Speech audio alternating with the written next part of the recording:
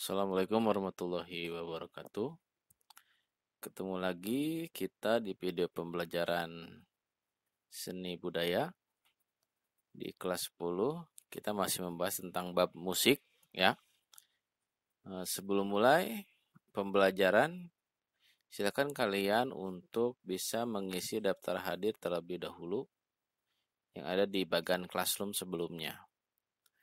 Nah, kita masih membahas tentang lanjutan musik tradisional yaitu jenis dan fungsi musik tradisional. Ini materi musik kelas 10 semester 1. Ya, kita mulai. Silakan isi daftar hadir terlebih dahulu.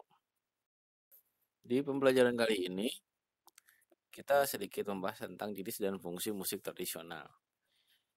Jadi secara umum, yang namanya musik itu sebenarnya ada 3 fungsi, yaitu musik vokal, musik instrumen, dan musik campuran.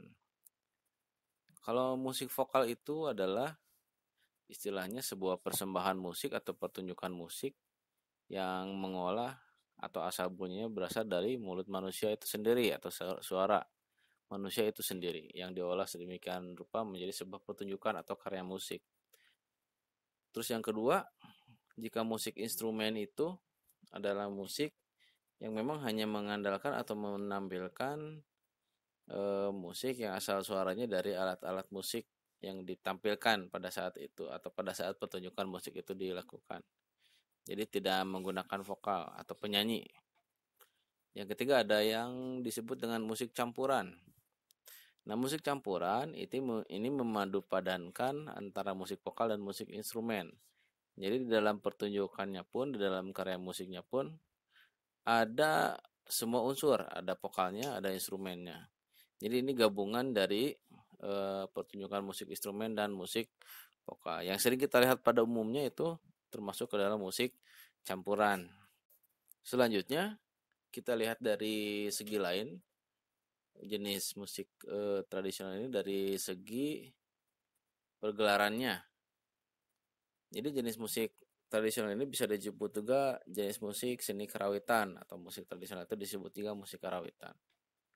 Jadi dalam dilihat dari segi pergelarannya, yang namanya karawitan atau seni tradisional itu pertama dibagi menjadi dua.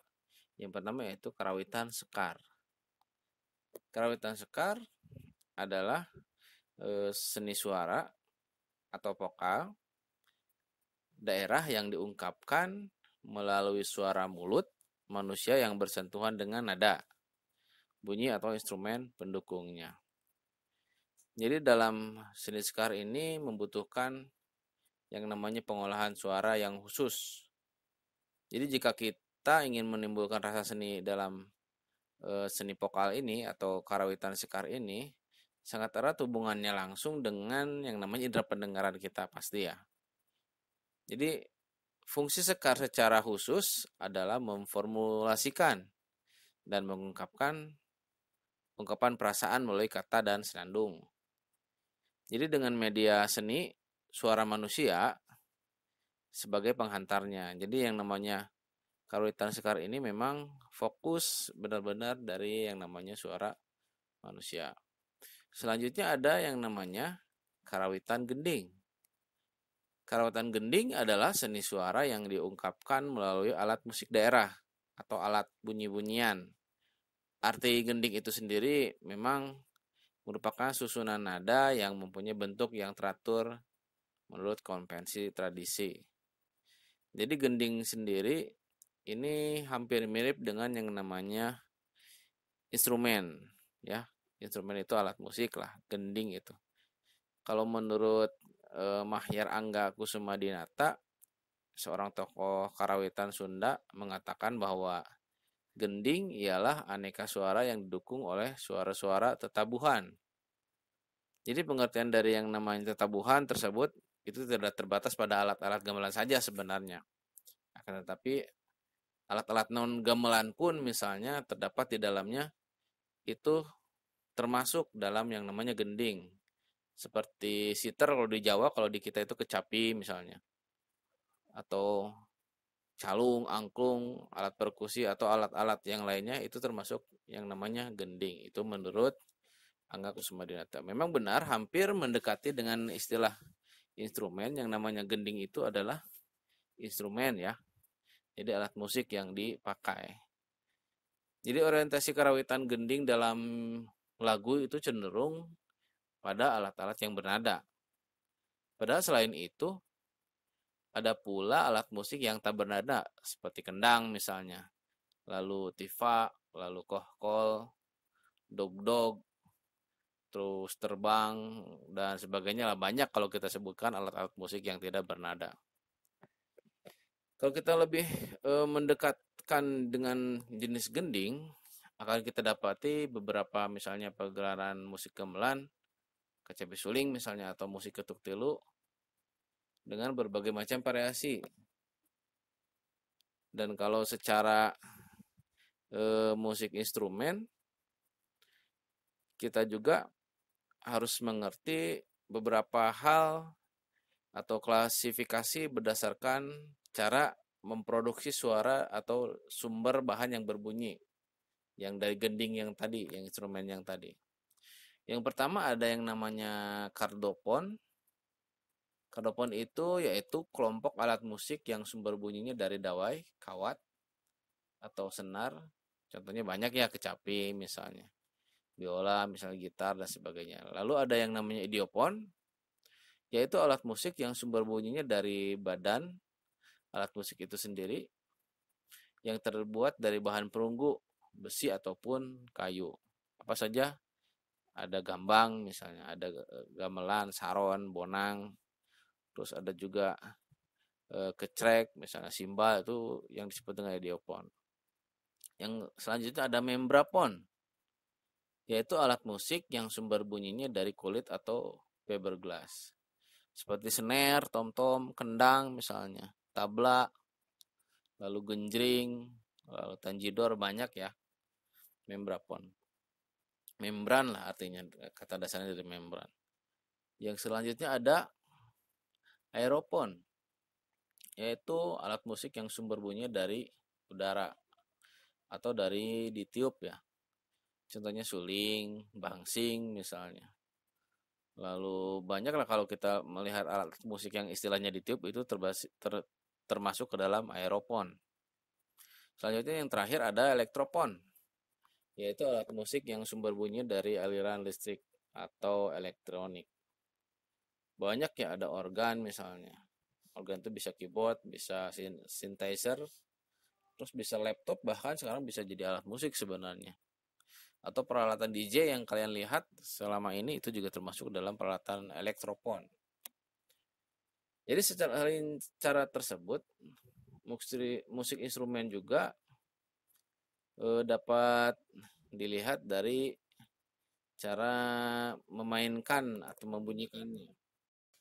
Memang dalam setiap alat musik itu cara memainkan dan membunyikannya itu memiliki khas atau cara yang berbeda. Karena dalam seni musik tradisional, alat musik itu sangat beragam ya yang kita tahu. Dan itu bisa disajikan dengan cara misalnya dipukul, ada istilahnya dipukul, ada juga dipukulkan, ada dipetik, ada ya ditepuk, terus ada ditepak, ada digoyang, ada ditiup, lalu ada dihisap, diisap, dan digesek.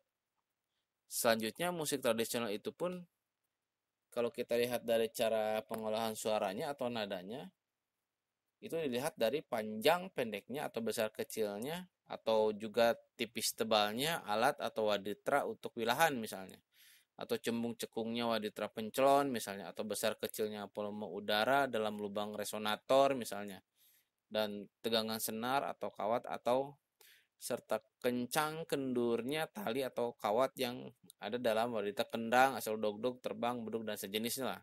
Jadi dalam membunyikan atau cara memainkan dan membunyikan itu memiliki ciri khas tersendiri ya, sesuai dengan alat yang dipakai. Lalu kita masuk juga ke dalam bentuk karawitan kalau kita lihat dari segi penyajiannya ya.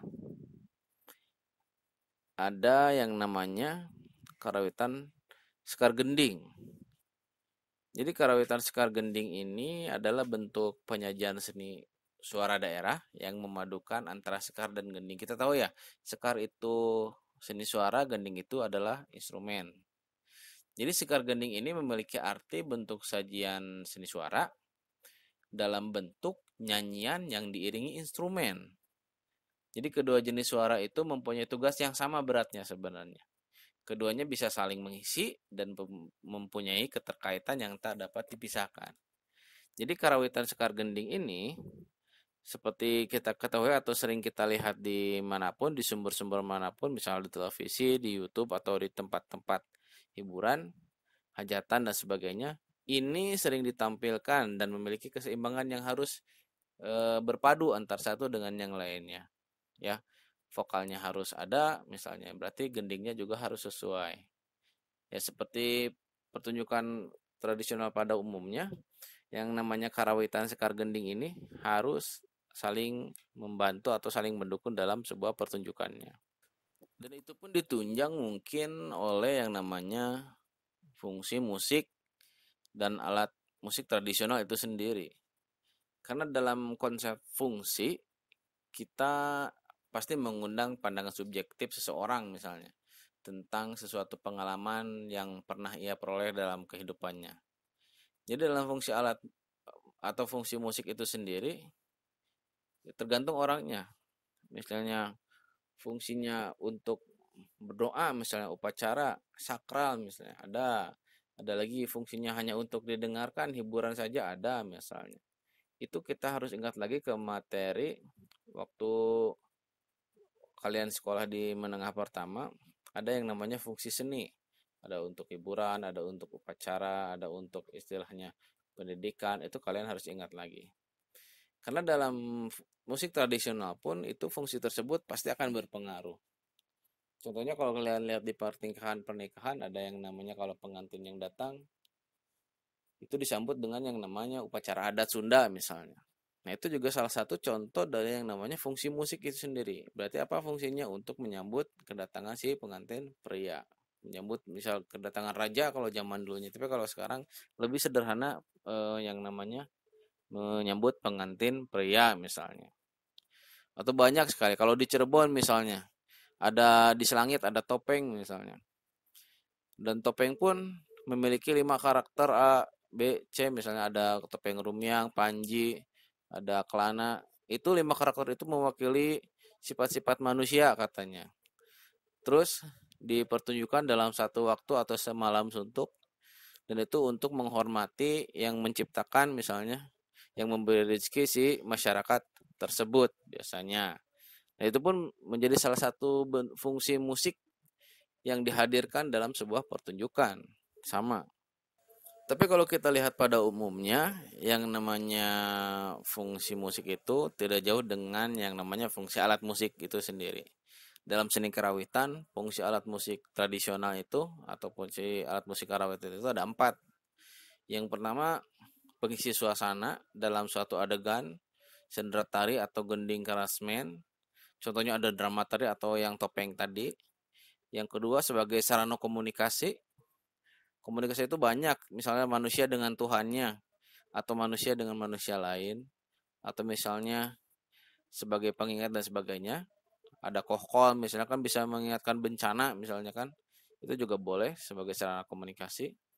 Yang ketiga ada yang namanya sebagai sarana pertunjukan dan hiburan yang bersifat sosial maupun komersil, yaitu seperti yang kita sering lihat sebagai hiburan dan pertunjukan yang bisa kita nikmati. Dan kadang ada orang-orang yang memberikan uang kan dengan sukarela karena dia suka dengan musiknya, dia berikan uang, atau request lagu dia berikan uang. Itu sawer lah kalau istilahnya.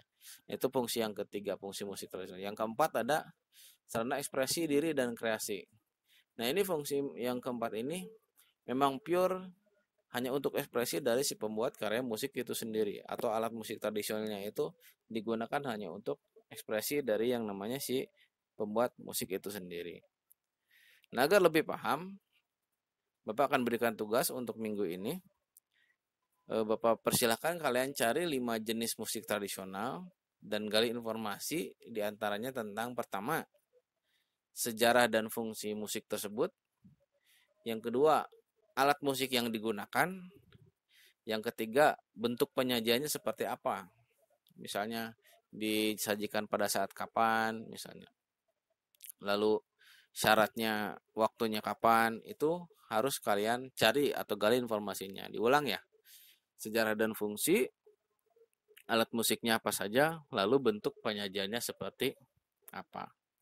Nah, itu tolong kalian kerjakan di buku tugas masing-masing, dikumpulkan di bagian classroom ini dalam bentuk laporan. Boleh kalian catatan atau bentuk tabel, terserah kalian. Yang penting ada mewakilkan tugas yang Bapak berikan, yaitu sejarah dan fungsi, alat musik, dan bentuk penyajiannya. Silakan kerjakan tugas sesuai batas waktu yang diberikan. Bapak cukupkan sekian. Terima kasih. Wassalamualaikum warahmatullahi wabarakatuh.